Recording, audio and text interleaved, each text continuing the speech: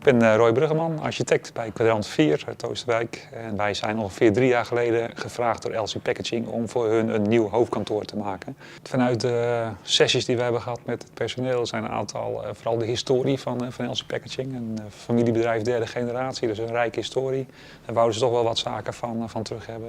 En daar zijn we samen met Trilux ingedoken om ook zeg maar, al die bijzondere plekjes in het gebouw van een eigen stukje verlichting te kunnen voorzien. Ik ben Nienke van Tuyl. Ik werk als interieurvormgever bij Kwadrant 4.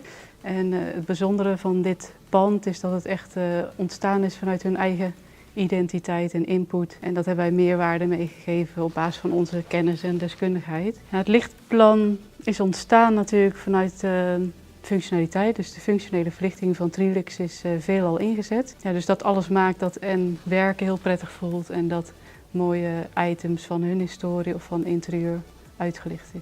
Voor de architect hebben wij vooral heel goed moeten kijken en moeten luisteren hoe de binnenhuisarchitectuur eigenlijk tot stand is gekomen.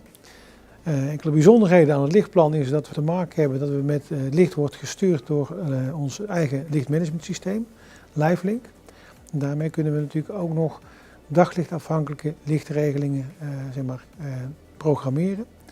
Maar daarnaast is het ook zo dat we de scènes in lichtsterktes en lichtdramatiek eigenlijk kunnen versterken of kunnen verzwakken. En voor mij is vooral de vormgeving van het gebouw en het ontwerp van het kantoorpand heel erg bijzonder. Zeker ook dat het aan het water ligt en een BREEAM-certificering heeft gehaald van 86,8%. Dus dat zijn voor mij de belangrijkste kenmerken.